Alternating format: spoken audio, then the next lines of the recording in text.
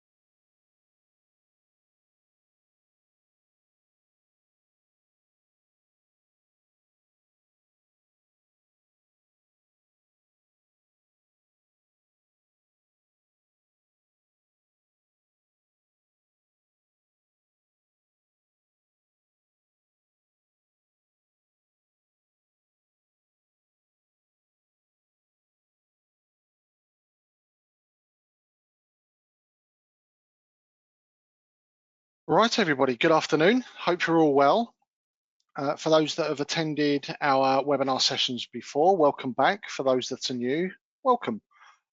As I said, this is one of a series of webinars that the ZDL Group deliver. This one so happens to be on the ISO 27001-2022, Know the Changes.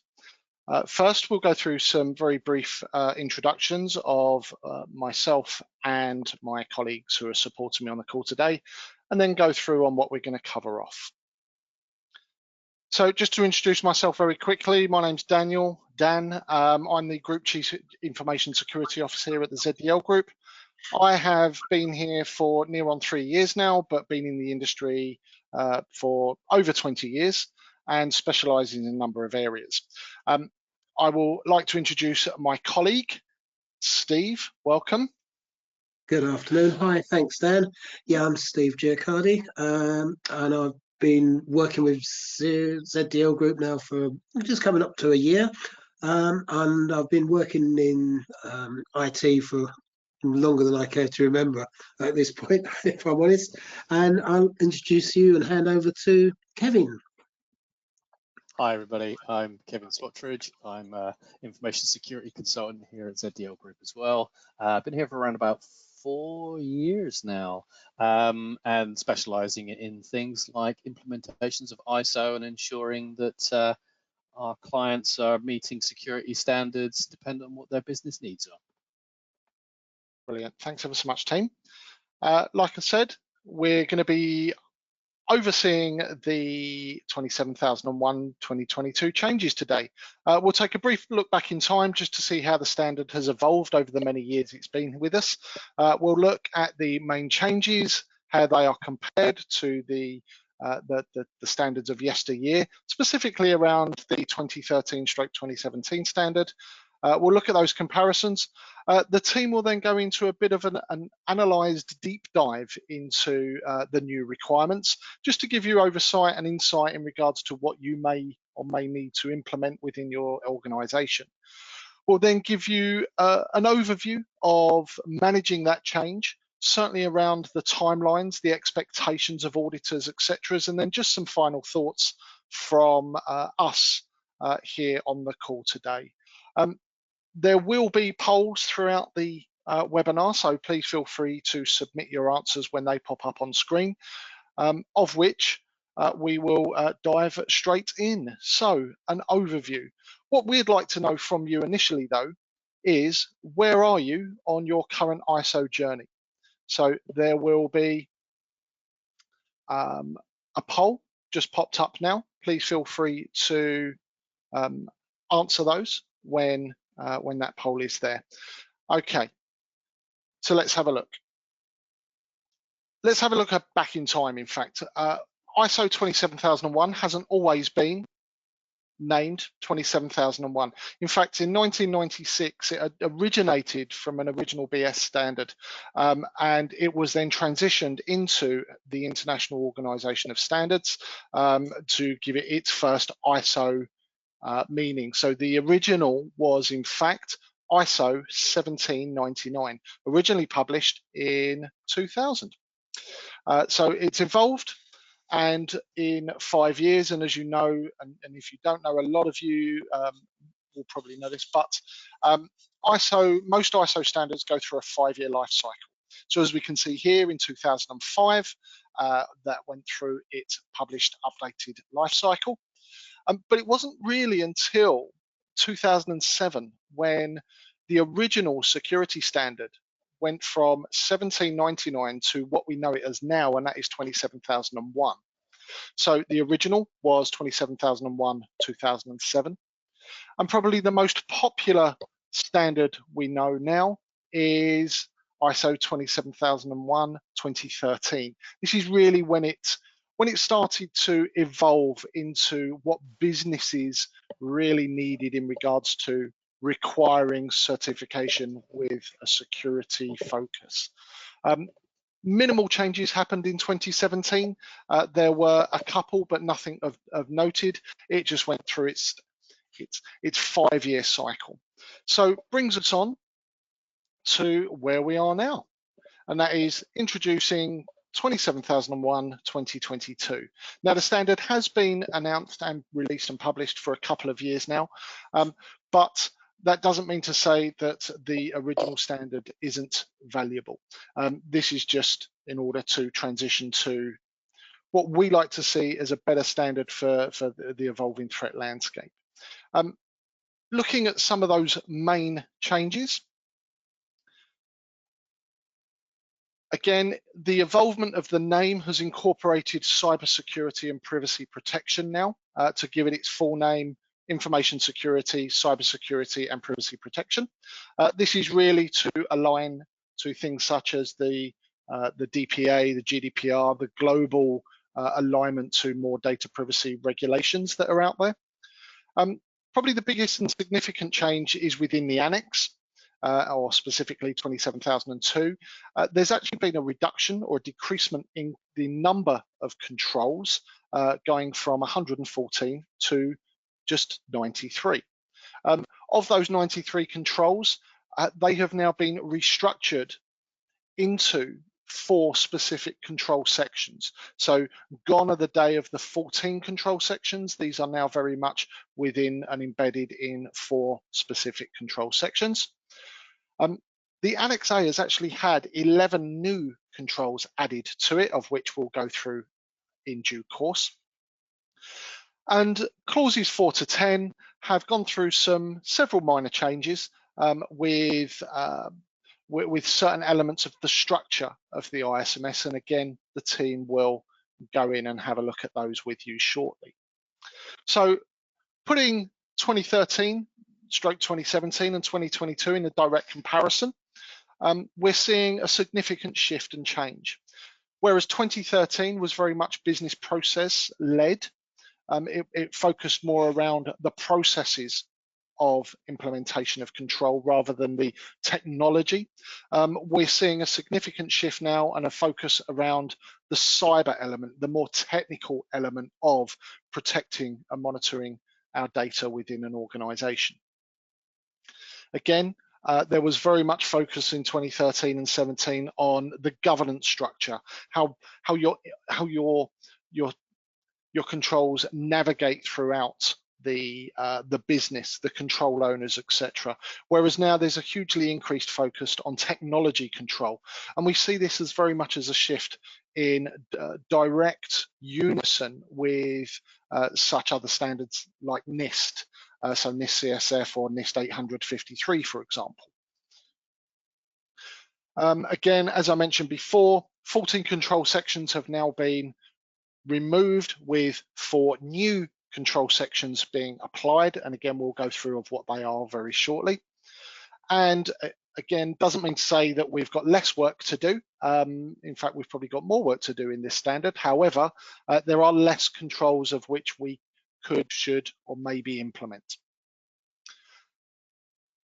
Just having a look at the annex though, the annex, like I said, 14 control sections, and they really split out in minor detail specific controls as well. Like I said, these have now been removed and they have now been transitioned into 4 significant areas: organisational controls, people controls, physical security controls, and technological controls. Like I said, this is a direct shift into more of a NIST aligned, technology focused.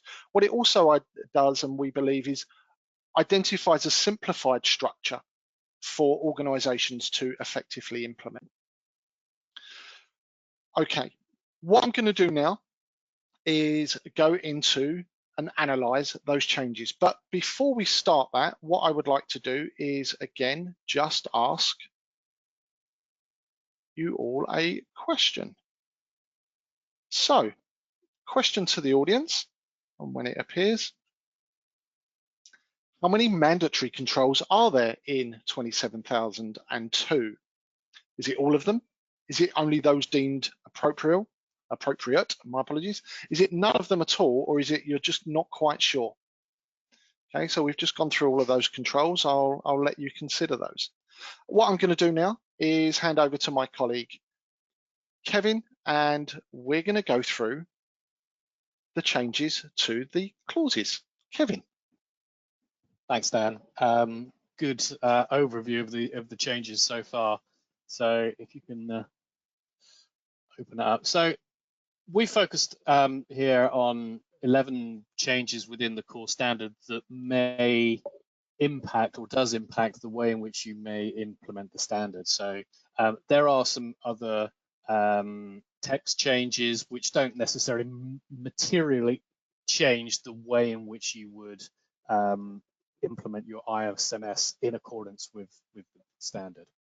So the key areas we'll list here. You can open this up for us, Dan. So interested parties, we've seen some changes there, and some nuances around roles and responsibilities. Things around planning changes, risks and opportunities in Section 6, and then quite a few changes in Section 9 with regards to how you're evaluating the effectiveness of your ISMS and the all-important management review process. But let's have a look at those in a little bit more detail. So in clauses 4 and 5, one of the key changes which will flag up quite quickly in the audit process if you are doing the transition to the new standard is being able to indicate where you've identified your interested parties and their requirements of your ISMS and your security controls. Now you're expected to identify which of those controls will be satisfied by your ISMS implementation. So you're really kind of getting down to the detail of my clients want this, we are satisfying it in this way by meeting their expectations for security, and these are the things that we're doing as an organization to ensure that.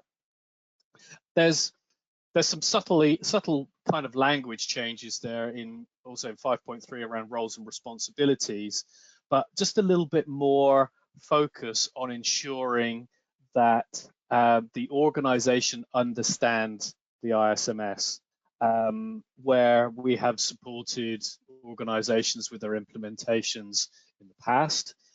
We've seen possibilities where ISMSs are put together, security does their thing, they communicate upwards, but they don't communicate outwards. And therefore, there are pockets of people within an organization. The larger and more complex it is, the more likely this is to happen. But people are then not aware of the certification, what security is doing, who to speak to about that, and what are the roles and responsibilities within that in order for them to be able to support the organization's people with regards to security queries, questions, and risks that they might raise. So it's a little bit more focused there. If we have a look at the next set.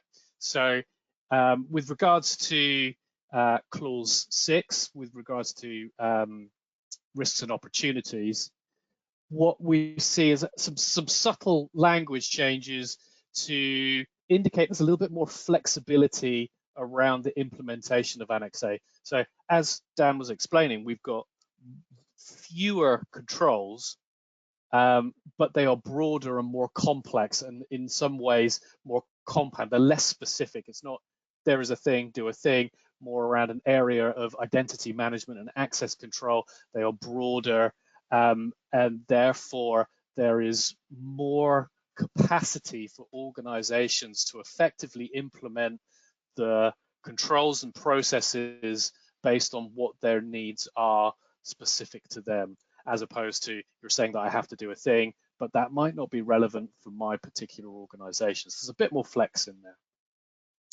there. With regards to objectives and plans to achieve them, often a tricky area for organizations to look at security and define effectively the objectives at a strategic level, the objectives further down into an operational and functional level, and the KPIs, the measures that may sit within that. It's often a difficult process for organizations to do really well, because it's confusing between, you know, what's an objective, what's a measure, what's a KPI, but getting a framework together that identifies the key values that the organization is going to achieve from putting in an ISMS and then starting to align those objectives. But the standard is really looking to understand how, as an organization, are you effectively able to demonstrate that you are monitoring and understanding whether or not what you've worked so hard to achieve is actually delivering the benefits that you set out for. The planning of changes really is around ensuring that there is specifically ways in which you change your ISMS. So once you've got it in place, is there a way of ensuring that those changes get the appropriate level of authority in being updated? So all of the tools are already there, and there are things that are effectively being done for people who have implemented the 2013 standard in the corrective actions and non-conformities log, but it's about very specifically pulling that out. Can you show me how you make a change to your ISMS? How do you introduce a new clause? How do you update your risk management thresholds and processes? Things that will happen over time once you've got that in place. So moving on to 9. One of the key things when we talk about the complexity in the objectives, the KPIs and the measures, ensuring that whatever process you put in place to assess the effectiveness of your controls, that is a repeatable and effective methodology, that you are able to produce the same results in January as you do in August, that it's consistent and understandable. Which is not always that simple. And it doesn't mean to say that you have to implement huge, complex systems and spend a lot of money to spit out data points in order for you to be able to evidence that you're doing it. It could be in a spreadsheet, but the methodology needs to be clear, and you need to be doing the same thing on a repeatable basis.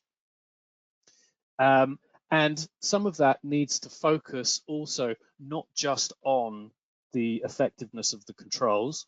So the standard is now kind of looking to kind of get an idea as how do you understand the effectiveness of the overall ISMS? So what are the things that demonstrate that that is working, that you're also able to see that risks are being raised, that those processes are working, that non-conformities are being raised, that they are being addressed effectively within reasonable timeframes. Just because you have that process doesn't mean to say you can leave it on the register for ages and not deal with it. What it means is, can you show us how that's working in practice in a very effective way? And that also feeds into the internal audit process, that internal audit program is robust and effective. So there's a little bit more focus on that. And in the years that we have been supporting people through the audit process, we have seen more emphasis from those independent audit bodies around the effectiveness of internal audits, that there is segregation of duties wherever possible, that people with appropriate qualifications are assessing the effectiveness of the ISMS, that somebody isn't ticking a box by copying the statement of applicability and going, yeah, I've checked everything, that they actually can demonstrate some evidence and some examples of why they've said that that control is working effectively, a little bit more towards the way in which you would be externally audited. Then the fund management review process, which is probably still one of the most flexible clauses, in that it could be anything from we do this once a year to we do it every month to every week for some organizations, dependent on the size, scale, and focus that they have.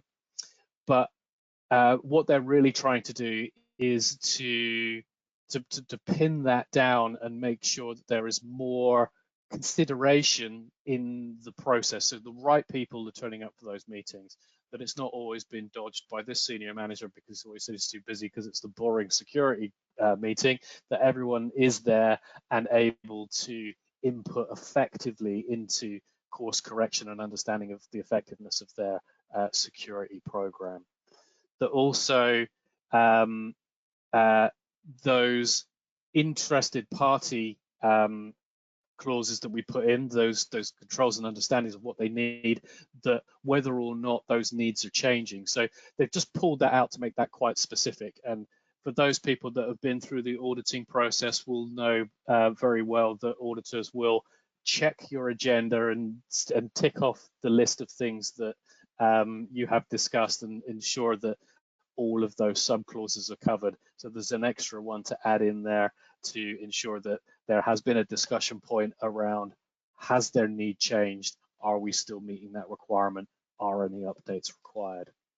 And then really to ensure that the results of those management review meetings are effectively documented and are able to be evidenced. So in a lot of organizations, they can be very good at inputs into management meetings with some very beautiful decks that describe the processes and the effectiveness, with lots of data points and charts and systems that produce WYSI outputs to be able to demonstrate how well it's effective, it's delivering. But then the thing that can be missed is the output of that meeting. So is somebody taking minutes? Are we able to capture the actions for the input into the next management meeting to make sure that that happens? And I have to admit, if there's one thing that I'm really bad at, and that's taking minutes of meetings, because I'm too busy talking, not writing enough. But they're really kind of putting a little bit more focus on that to ensure that you're able to demonstrate and evidence that those things have happened. Brilliant. That's my list. It absolutely is, Kevin. Yeah, thank you. So some significant changes there.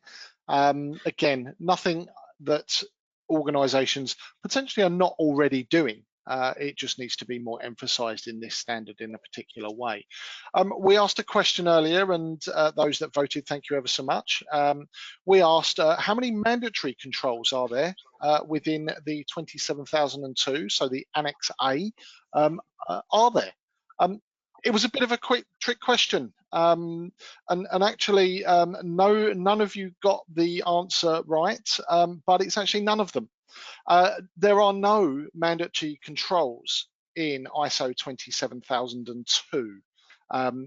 It is more than acceptable for an organisation to deem all of them not appropriate for your organisation and you to create your own suite of controls, as long as they are protecting, through the confidentiality, integrity and availability, the data, people and systems within your organisation. So apologies if we tricked you there, but yeah, there are no mandatory controls in 27002. Okay, what we're going to do now is hand over to Steve Giaccardi, and he's going to take us through the changes that are afoot within 27002 itself. Nice one. Thank you, Dan. Thank you. And it's really interesting how there are mandatory documents for ISO 27001, but definitely no mandatory controls. And we're going to look at the changes that have been made to the controls for the new standard. I think one of the biggest changes to the standard is the introduction of themes and attributes that are applied to the controls. Now, this really underlines the shift that the standard has gone through that Dan was referring to in the beginning, in the introduction, where we're seeing a move away from governance to a technological and cyber focus within the standard. And the themes and attributes pairing that has been adopted by ISO for 27001-2022 is very common within the tech world, because you can find that within web development, programming, data modeling, and design, UI design, for example. So the controls, as Dan said, all now belong to 4 categories. That's organisational, physical, people, and technological. And it's those categories that are now defined as themes within the standard. And the themes that can have those attributes, so the controls can have attributes assigned to them. There are 5 attribute types within the 2022 standard. You've got the information security properties, which is our old friends, the CIA.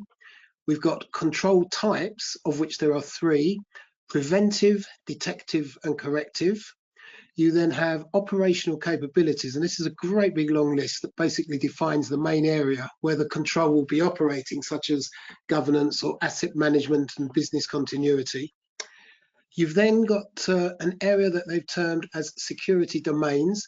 And again, there are 4 main security domains, which is governance and ecosystem, protection, defense, and resilience. But then there are subdomains that you can delve down into.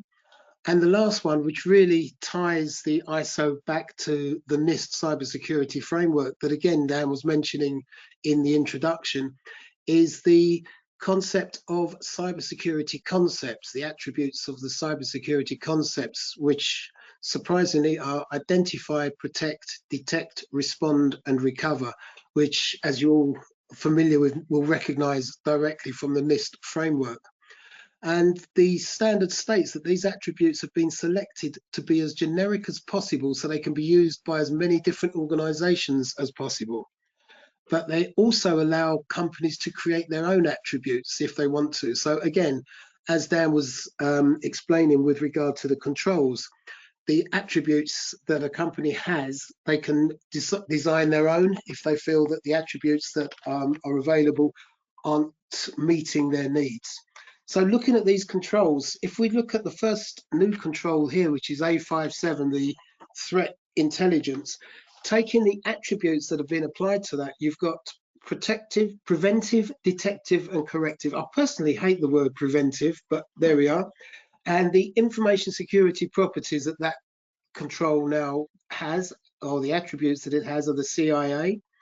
Its NIST alignment is around identify, detect, and respond, and it's in the defense and resilience security domain. So each of the controls within the area formerly known as Annex A, but which is now officially 27002, have these 5 attributes. And we're not going to sit here and go through each of the attributes because that would just drive me and you insane. But one of the things I want to point out here is that what they're talking about with the threat intelligence, they're expecting organizations to get an understanding of the changing threat landscape that they're operating in. And they want companies to be able to protect themselves by having a better understanding of the emerging threats. And they need businesses to, or they would like businesses to in some way protect themselves from these changes. Now, I feel that this is something that might be a lot easier for a larger organization, because very often to get yourselves that information, you have to spend quite a bit of money to get good threat awareness, the threat intelligence. And I'm thinking about the investments needed for things like Darktrace. So for smaller organizations, how can they get themselves into a position where they're going to meet that standard is by subscribing to newsletters, trying to join forums. And one of the things that the standard suggests is that organizations should share threat intelligence with other organizations on a mutual basis in order to improve overall intelligence. One of the other new controls that they've brought in is information security for use of cloud. And again, they've assigned the 5 attributes to it. And the main attribute I think that we want to consider against this control is the control type preventive. What the standard is really trying to do here is to get organizations to consider the data that they're sharing with the cloud service. They want organizations to consider having an exit strategy in place for when they decide that they no longer want to use that service, and they want to try and get a better understanding of the procedures in place for handling information security incidents that occur in relation to the use of cloud services. And that of course leads quite nicely onto the ICT for business, for readiness for business continuity. Now, business continuity was in the old standard. It was a section all of its own towards the end, I think just before compliance, if memory serves. And again, the 5 categories have been assigned, the 5 attributes, and this one understandably falls within the resilience security domain. And the control really is that ICT readiness should be planned, implemented, maintained and tested based on business continuity objectives and ICT continuity requirements. Now, the big change with this control is that they state that organizations should identify their critical assets. So you know that's one of my favorites. And that what they should do is have a BIA around those critical assets, do a business impact analysis to understand both the RPOs and the RTOs associated with those assets. Now that's where there's been a bit of an improvement, I think, in the standard, because previously it just said that you had to have a business continuity plan in place. Now they're going down into the specifics of what that business continuity plan should look like and how you should have a BIA there to support that. Well, basically to support your risk register and your asset recovery. The physical security monitoring area is about, again, detection and prevention of unauthorized access to your physical security, to your physical locations. Now, what the standard is calling for now is continuous monitoring for unauthorized physical access. So in the past, I think we were always quite comfortable in meeting that control through the use of things like PIR and CCTV. And even though we had those in place, it was never specified in the standard in this way that it is now, because the standard basically states that we should be thinking about installing video monitoring systems and installing contact detectors, so alarms on windows and what have you. Even though they were probably in place previously, the standard is now actually calling them out. One of the better new controls, in my humble, is 8.9 configuration management. And again, I think this is where you see the change within the standard from governance towards technical. The configuration management control says that configurations, including security configurations of hardware, software, services and networks, should be established, documented, implemented, monitored and reviewed. Now, this is very, very NIST orientated. It also aligns with Cyber Essentials Plus, if you think about it, because you do need to have good configurations and good security management in place to successfully pass through your Cyber Essentials. And one of the key things I think that organizations should have a look at here is the CIS controls, which is free and available to everybody, Cloud Information Security Controls, or Center for Information Security Controls, I should say, which is a list of secure configuration patterns, if you like, for all of the operating systems that you currently find, covering both Linux, Mac, Windows, Android, and iOS. And it's free. All you have to do is just give them your email address, which of course they'll guard with their lives because they wouldn't like that to be lost. That would be kind of ironic. But anyway, you can get standard templates up there for good configuration designs. And the standard itself says, using publicly available guidance, hint, hint, e.g. predefined templates from vendors and from independent security organizations, quote unquote, like the CIS, is the way that we should all be moving forward. Considering the level of protection needed in order to determine a sufficient level of security. So again, as an organization, you can determine whether or not to take that template and to apply it to your systems or not. It's always as is suitable for the business. And I always try to tell clients when we're dealing with moving people on towards ISO 27001, it's not a case of changing the business to meet the standard. It's about understanding the standard and seeing how the standard meets the processes and practices that are already in place within the business. Another control that I think I'd like to draw your attention to is data leakage prevention 812. The control itself states that data leakage prevention measures should be applied to systems, networks, and any other devices that process, store, or transmit sensitive information. And I think what we have here is that what they're trying to do is to tighten it up and to make it harder for organizations to accidentally leak data into the wild. And the way that they advise organizations do that is through identifying and classifying information to protect against leakage. Now, there's a lot of work that needs to go into make data leak prevention work. You do need to start using data classification, and you do need to start using data labeling to do that. Now, I know that all of us are comfortable with data classification. It's the labeling side of things that becomes very difficult, and it's building that labeling mentality into document creation that will really move forward the whole DLP space. And the problem with DLP is it's not something you can sort of retrofit to the 2.5 billion documents you've already created. It is something that you have to try and think about moving forward. So again, it's something that it's an area that the standard understands, that it says that businesses should move towards, but it's not something that's just going to happen overnight.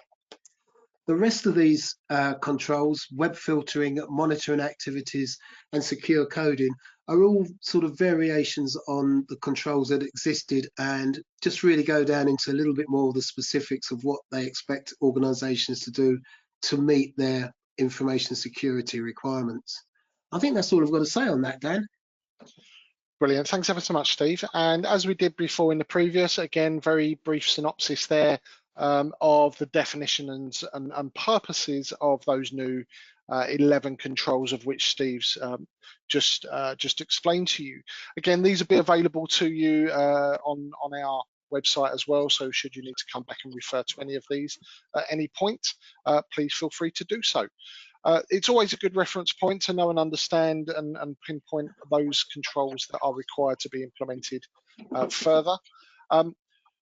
What we're going to do now is just look at actually managing the change. So provide you with some recommendations and our insight in regards to how we would advise you to implement the change and transition from where you are right now. But first of all, I've got another teaser for you. The controls that must be in your ISMS are defined, or sorry, your ISMS statement of applicability are defined in detail by who? And again, a poll will open very shortly for you. Please feel free to add your responses. So what does the change look like? Well, for those of you that are have already got a 27001, 27001, 2013 certificate, you have effectively up until the 21st of October 2025 to transition.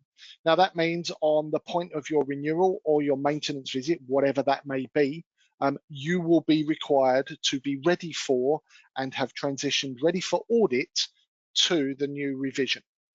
That said, as I said earlier, the new revision was released in October 2022, and companies, as from them, could quite easily have gone down the journey of either transition or new certification to achieve that. So, as it says on the screen there, it was only up until the end of last year or Q3 last year that you could have continued to gain the 2013/2017 certificate. But ultimate deadline for you, 21st of October 2025. Okay, so making the transition.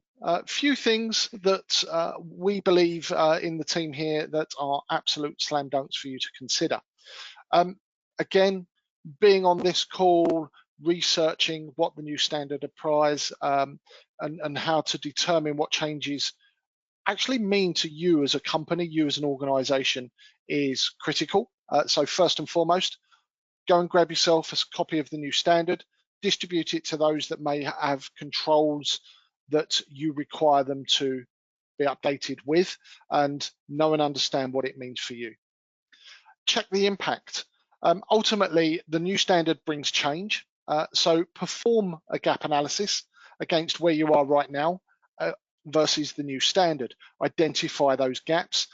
Probably worthwhile revisiting your risk assessment and ensure any alignment to the context of the business. And again, businesses change and you should be revisiting your risk assessment in the context of the organization on an annual basis anyway, but certainly with the transition in mind. Okay, benefits. Always validate the benefits of which the new standard and the new implementation of controls will bring to your organization. Quantify those with how they are going to continue to reduce risk to the business when it comes to security and data privacy. Make sure they're tangible. And then we get into planning mode. Create yourself a project plan aligned to the corrective actions of which you've identified through your previous stages. So step 2 there, do your gap analysis. Anything that is identified, place in your corrective actions log. What that will enable you to do is really get to a level of effort. A level of effort requires budget and ultimately resources. This will enable you to resource and budget accordingly, and then go in and ask the business for extra time, extra resource, extra money to actually make that transition to a standard of which they're already certified against. Implementation, where required, create a new statement of applicability.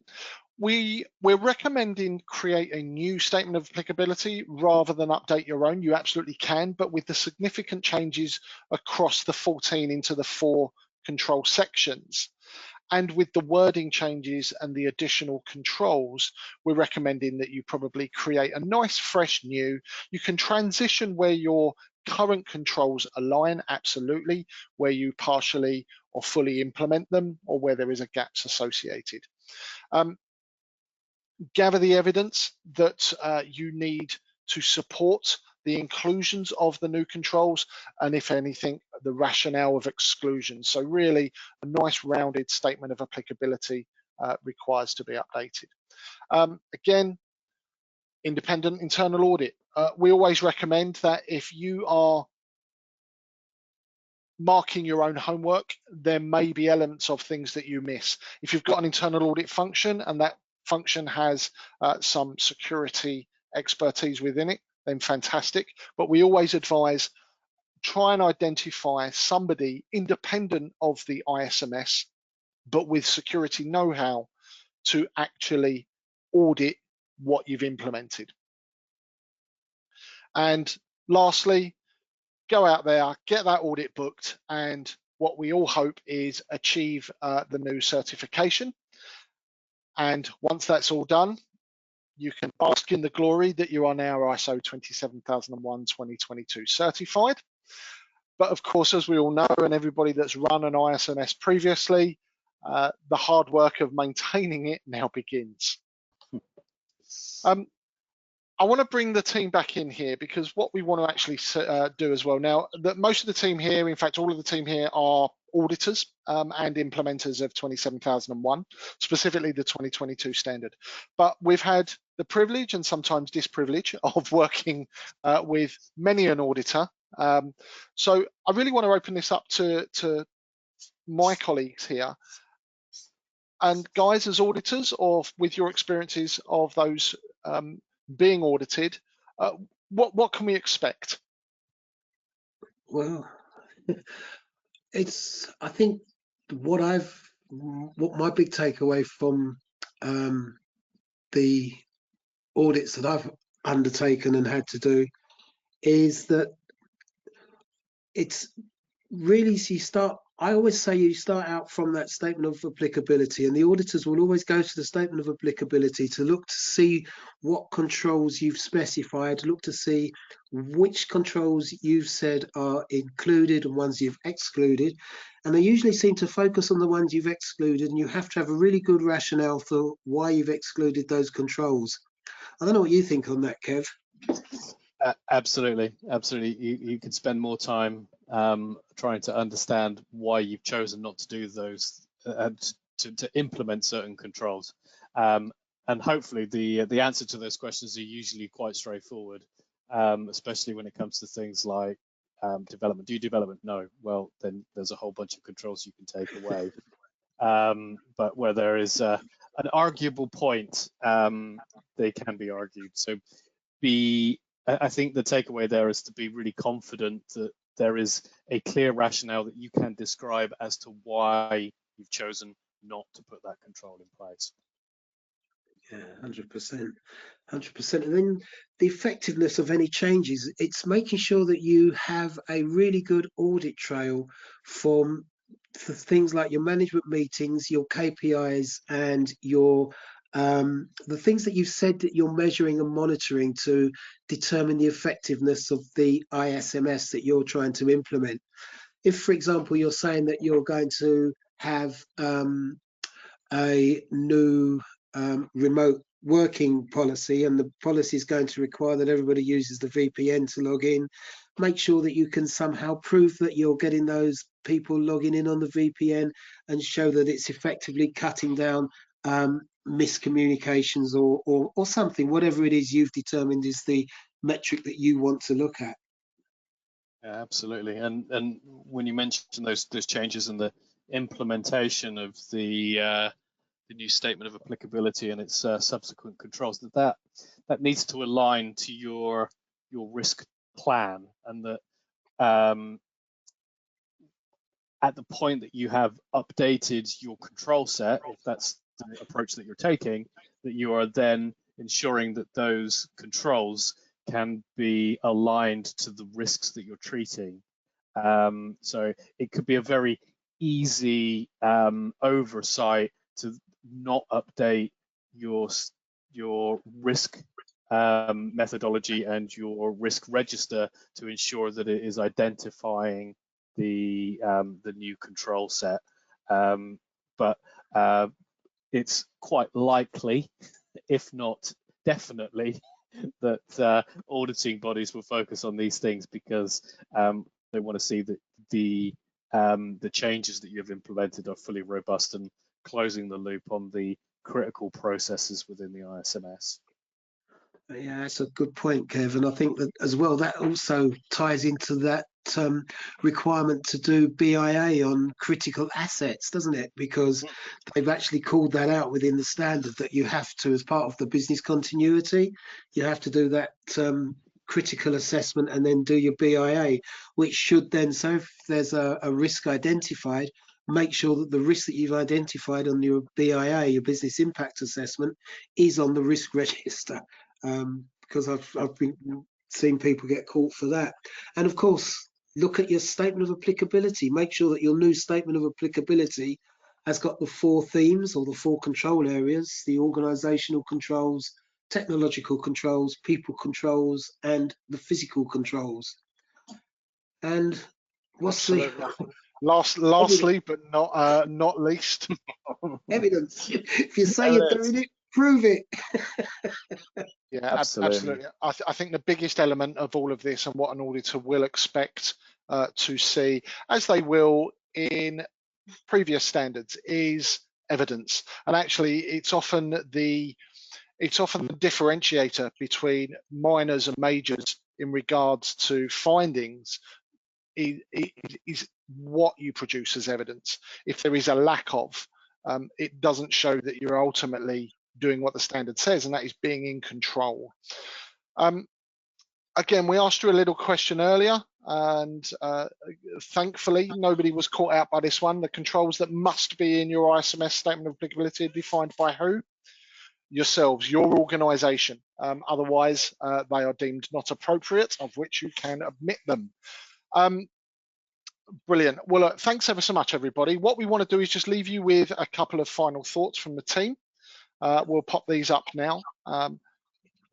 Gentlemen, final thoughts. I think the key thing is remind yourself why you're doing it. And we've kind of pulled out some of those critical benefits here.